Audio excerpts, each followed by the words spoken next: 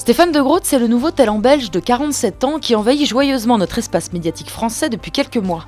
Il est sur Canal+, chaque dimanche, sur France Inter le jeudi, sur France 2 mais aussi au cinéma et aujourd'hui dans nos librairies avec son premier livre, Voyage en absurdie. J'ai offert le livre à ma mère ce week-end et ma mère a toujours voulu que j'ai un diplôme, ce que je n'ai jamais eu puisque j'ai arrêté l'école très tôt. Et donc je lui ai dit, le voilà enfin, ce diplôme.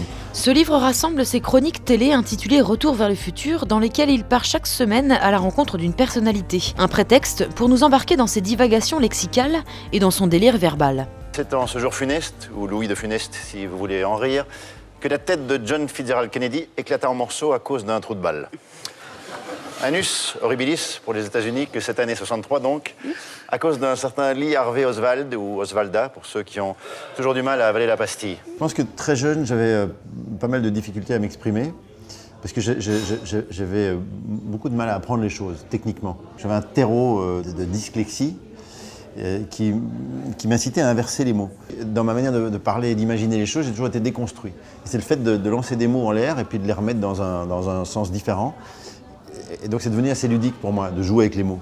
J'entre et le découvre alors en grande conversation avec Jackie. Jackie qui? Jacqueline Bouvier, Kennedy, Onassis. Onassis, oh. L'écriture, je trouve que c'est quelque chose de très musical. Un mot, c'est une note. Il y a une rythmique. Et quand je lis mon texte, quand je me le mets dans ma tête en écrivant, je sens qu'il manque un mot, je sens qu'il manque un temps. Donc c'est vraiment de la musique. Si la parenté avec Raymond DeVos semble évidente pour cet amour commun des mots et de l'absurde... Il dit, vous avez une arme? Je dis, oui, j'ai un fusil à air comprimé. Il me dit, alors pas plus de 2 airs comprimés par jour.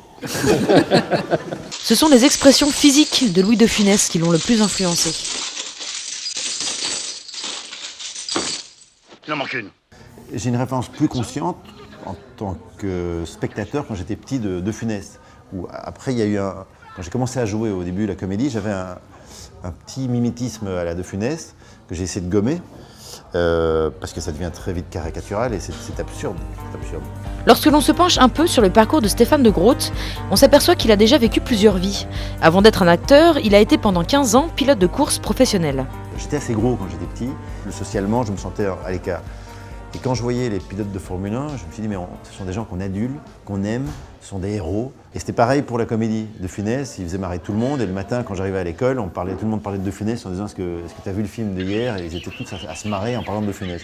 Et je me suis dit, mais moi, si je les fais marrer, ça veut dire que je vais être l'heure de Funès. Je me suis dit, mais il faut que je choisisse, parce que je ne peux pas faire de Funès plus Ayrton Senna, ça va être compliqué. Puis je me suis dit, mais pourquoi c'est compliqué? Jean-Louis Trintignant, il est comédien et il est pilote de course. Paul Newman, Steve McQueen, c'est pareil. Ok, je veux devenir Steve McQueen et Jean-Louis Trintignant. Et la prochaine étape, c'est la réalisation. Danny Boone, qui l'a fait tourner dans son nouveau film Superchondriac, a déjà produit son premier court-métrage. Ce qui s'est passé, c'est qu'il a donné mon scénario à toute l'équipe, qui est une équipe de super production pour Superchondriac. Mais tout le monde a dit, ok, on est partant. Donc j'ai reçu une équipe de dingue, de long métrage pour faire mon court. Je me retrouve avec mon court métrage avec Berlian, Arbillot, Danny Boone. C'est une chance de fou que j'ai eu là. Je déclare la séance ouverte. Merde, mes lunettes. Vous pourriez me prêter vos lunettes? Ah oui. Merci. Quel est votre problème? Vous n'avez pas de problème? Aux yeux. Ah, hypermétrope. Il y a un problème? Non, je disais que l'accusé est accusé d'une tentative d'assassinat en juin 2007. Objection. Vous objecterez plus tard.